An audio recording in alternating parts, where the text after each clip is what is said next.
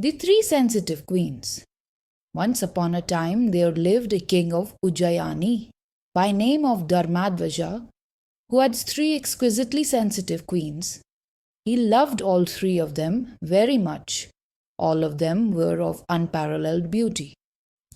On one occasion, while the king was playing with the first queen, he ruffled her hair.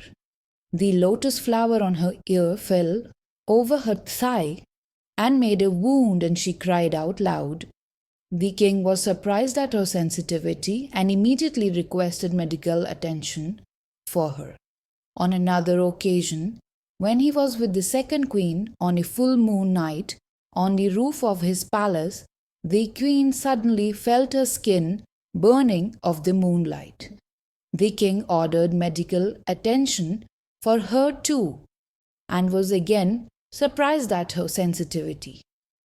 On third occasion, when he was with the third queen, she culpaced on the floor on hearing of the sound of a mortar grinding rice far, far away. The king immediately ordered medical attention for her and was surprised too.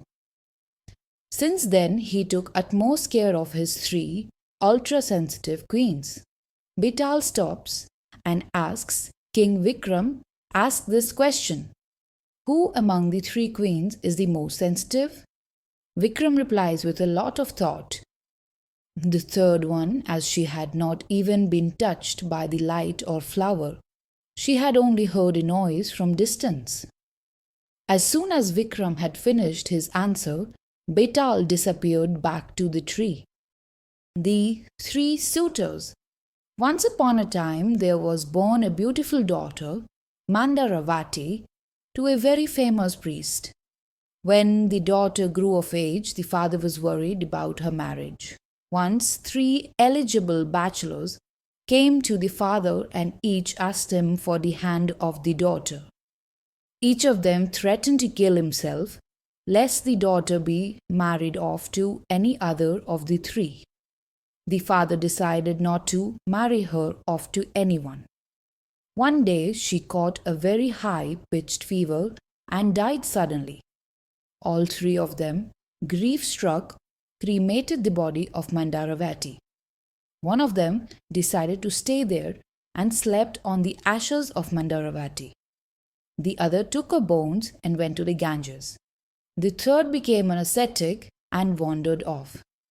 On one of his wanderings, the third one reached a Brahmin's house.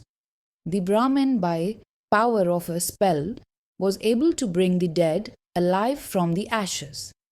This was in a book which the Brahmin guarded safely.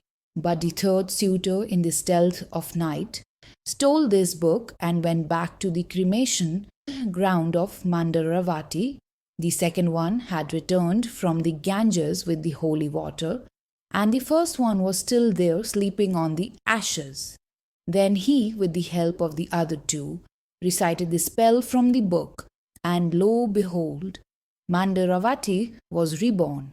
Then the three of them started fighting about whose wife she should be, each of them claiming the revival being due to his effort. Betaal stops and King Vikram asks this question: who among the three suitors should be the husband of Mandaravati? Vikram replies with a lot of thought. The person who gave her the life by reciting the spell is her creator. It could be her father. The person who took her bones to Ganges shall be her son. But the person who committed himself to the ground and slept on her ashes out of love can be her husband. As soon as Vikram had finished his answer, Betaal disappeared back to the tree.